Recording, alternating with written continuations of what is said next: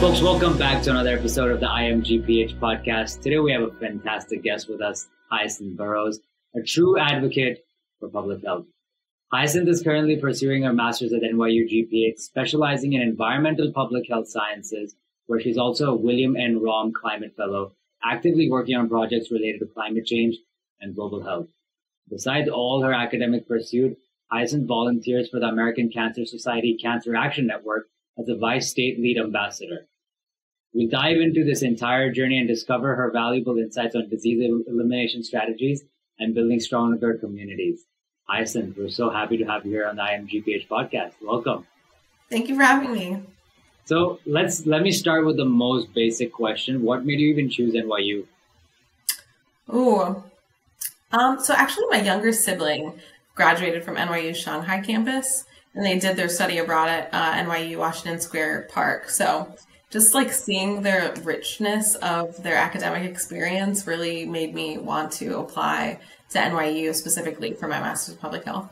And I wanted to focus on MPH that had like the environmental health aspect, but also provided experiences for me to apply those public health skills globally. So NYU was just like a no-brainer choice. So how did you identify that, where this place helps me apply those public health skills globally? There was a sister connection to get in. How did it enhance that? Okay, this is the right environment in terms of global connectivity. Was it because they had multiple campuses? What stood out to you? Yeah, it's the multiple campuses that are global. Also the research labs and initiatives that have interactions with other global organizations. I think those were like the two main things. So, you know what I'm really curious about as well? I've spoken to a lot of people on this podcast. You're one of the first climate fellows or a fellow of something that I've interacted with. So how does someone even become a fellow? What's an entire journey of someone becoming a fellow for whatever it is in their own field? What was the journey like for you? So for the William N. Rahm Climate Fellowship specifically, you have to apply. The applications, I think, for 2023, 2024 are actually about to open. I think it's September 1st or something like that. But it's an application with your CV, a bio, and like a personal statement of what you want to research or why this research is important to you, which is pretty standard for most fellowship applications. And I'm particularly interested in that intersection of environmental health and public policy. So this was a fellowship that was like perfect for me. Yeah, and I was selected in October, and then in November we went to COP, the Conference of the Parties, which is the United Nations Climate Change Conference, and the past year it was in Egypt. Oh wow! Yeah. So let's go back to the moment when you were applying for a fellowship. Mm-hmm. What's that entire process like? You look at an application, you say this is for you. Mm-hmm. What are materials? You said that there is the work you do, and you have to share all of that with the people that are selecting the fellows. Mm-hmm. What do you think stood out for you, or what do you think worked for you? What worked for me in order to like actually get the fellowship? I think there's kind of an art to writing fellowship applications, job cover letters, things like that, and knowing your audience and knowing which opportunities are worth your time to apply to, you know? And like I said, I think my interest really perfectly aligns to the mission of this particular fellowship. And so it was easy for me to write about it, to show that in the letter, and for them to also see that as the reviewers of the application. So you identified a niche that was unique to you, and that resonated with you more, and you could serve in it and then apply for it simply. So it's more for others, you know, that apply, and what should they look for in a fellowship? So it's essentially find your niche, find your area of interest, and go all in on that to some degree. Exactly. Yeah. Mm-hmm. Be authentic. And if you don't really know what you want to do, that's okay to kind of explore and say that you want to take this opportunity to learn more about X, Y, and Z, but just like show that you've done your research and show a general curiosity, and that will translate well. We're probably going to clip that, honestly. That's very, very good feedback. Find your niche, find the curiosity, follow it, and something will open up for you over here. Yeah. How lovely. Tell me more about Egypt and the other events that you got to go through because of this. There's so many interesting stories in there, I'm sure. Oh man. Yeah. So the conference was a part of the fellowship. And like I said, it was based in Sharm el-Sheikh, Egypt, which is a lovely resort town. So it's nice to have to go to an academic conference for that. And NYU has a delegation, so we went as a part of the NYU delegation. There was another fellow, Dia Beggs, who I worked alongside with for the whole entire fellowship with the United Nations Development Program.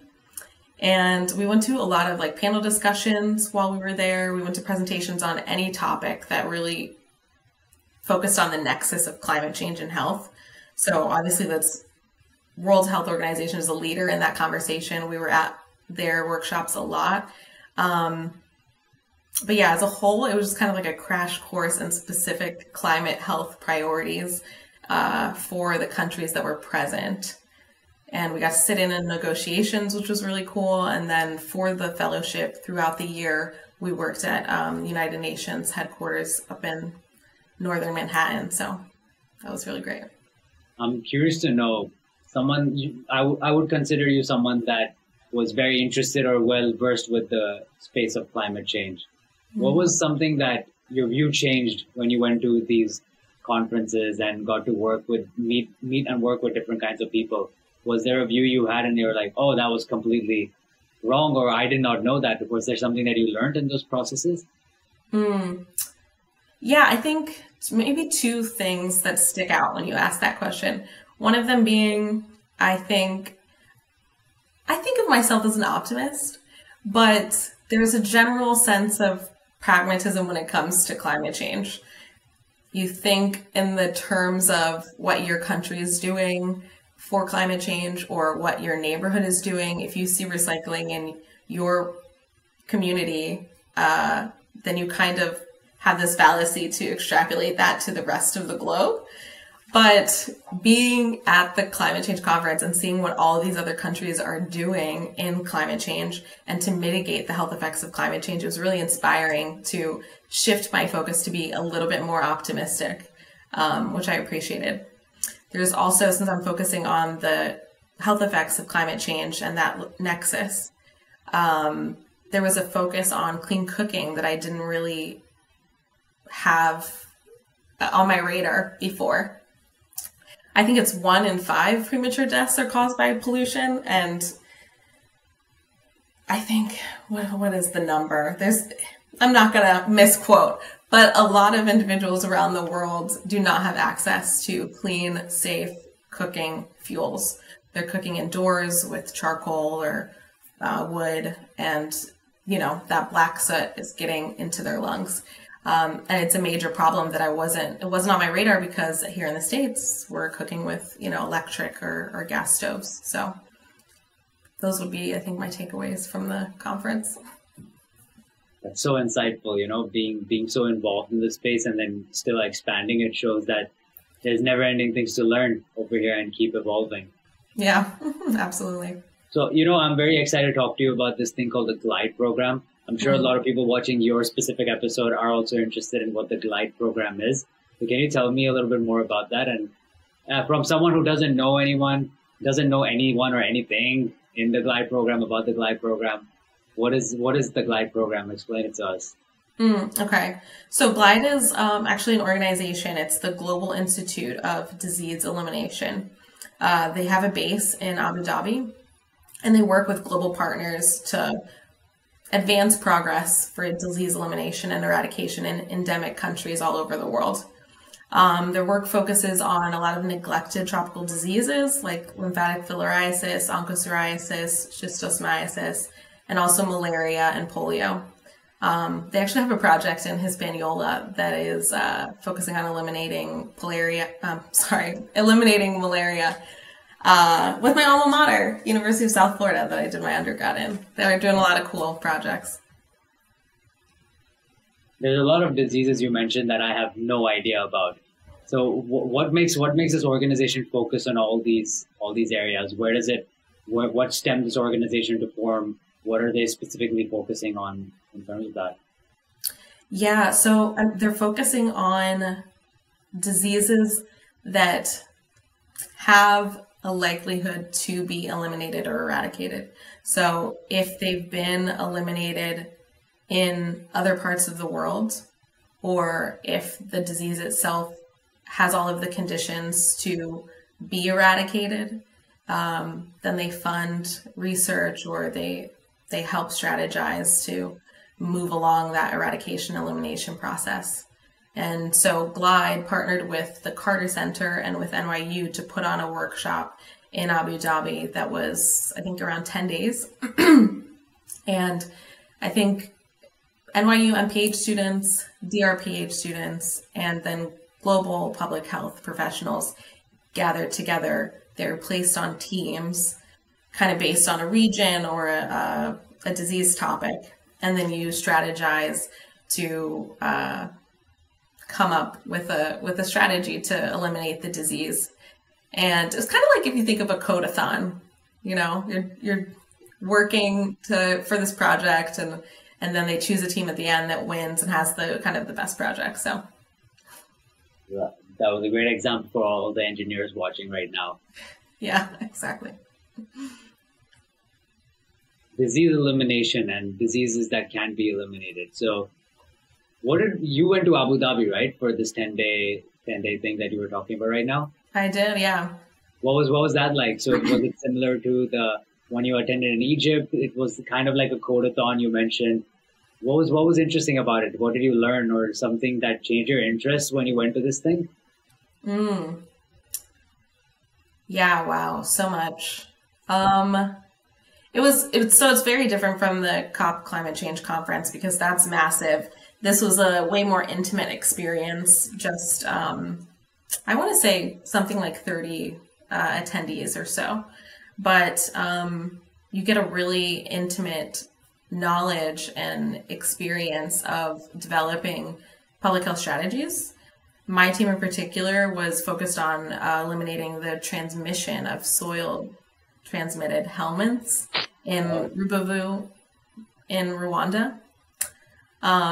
It's a region that it has very high prevalence of STH. What is STH? Soil-transmitted helminths, sorry. Yeah, gotcha. Mm-hmm. Yeah, so doing that and working on that specific project, I learned a lot about Rwanda, the culture, but just being with an international kind of cohort of public health professionals, it clicked for me that I would like to pursue my PhD abroad because of that applied behavioral theory, the like international interaction. I've been looking at PhD programs already, but I think just being in that really truly diverse cohort and having the experience of just like hands-on codeathon type strategy building, it's addictive. You're like, I can't go back. So it's so interesting that a short 10-day trip made you consider doing your PhD internationally as well, which is such a great insight to gain from something like this. Mm-hmm. Yeah, you can't quantify those kind of experiences. We're like, whoa, I wasn't even thinking, this is a blind spot for me, you know? Because I don't want to go down a pinhole about PhD programs and the differences in the academic institutions, but there's a lot of differences. Tell me more about the trip. So was it your first time going to Abu Dhabi? What was it like representing and going to these new places for you? It was good. Abu Dhabi is very hot. Even at night. We were by the pool one day at like 9 p.m. and I think it was still 101 degrees. But absolutely beautiful, amazing culture, amazing mosque. I ate my weight in dates. Yeah, very beautiful. And then you had a very international cohort of people that you were interacting with there on a regular basis. I'd like to, hop back into this one thing. How do people identify diseases that can be removed? So you said, they've eradicated them in different countries. Does it vary from country to country? How do these diseases even come to life to begin with? Is that a long answer, or is there an easy way to understand that for anyone who's not well versed in the field?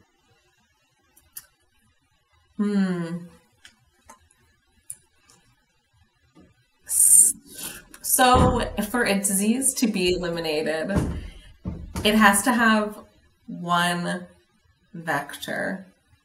That's one of the requirements, right? Like, well, not necessarily one vector. I apologize. Let's nix that sentence. For the disease to be eliminated, it needs to have just a human host. It makes it really difficult to eliminate a disease if it has multiple reservoirs. That's one of the main requirements, I would say. Multiple reservoirs means different versions of it in different areas? Oh, no, sorry. Like what's an example? If the disease can also infect humans and it infects pigs as well, then the pigs serve as a reservoir. While the humans are eliminating that disease, there's still the capability for that disease to be transmitted. I know I'm not giving you that's a pretty example, but good example. Yeah.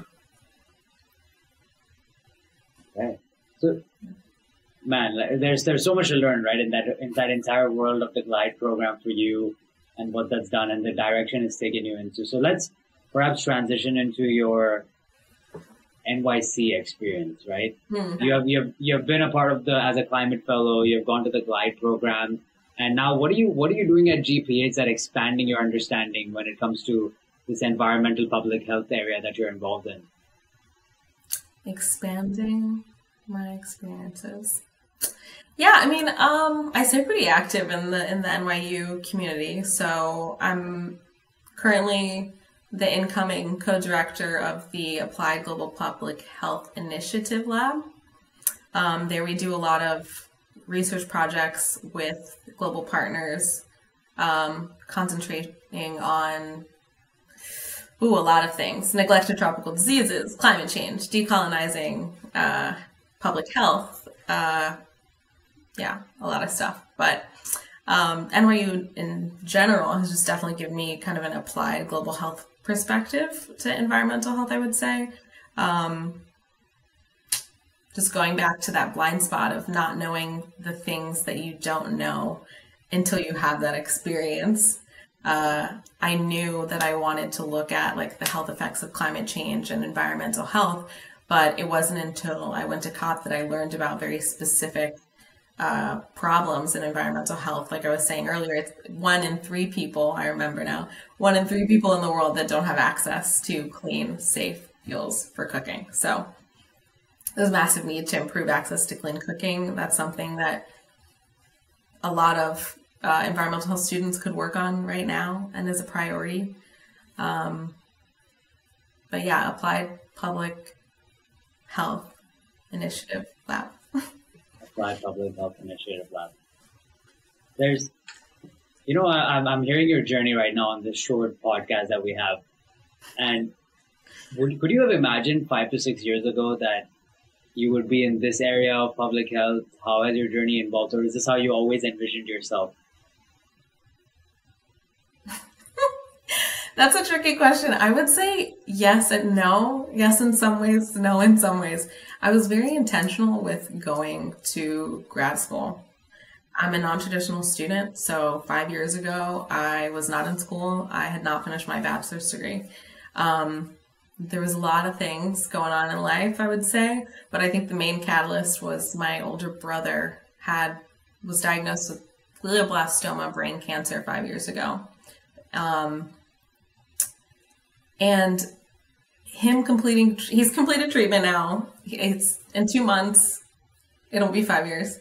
Has 2 beautiful boys. Everything's good.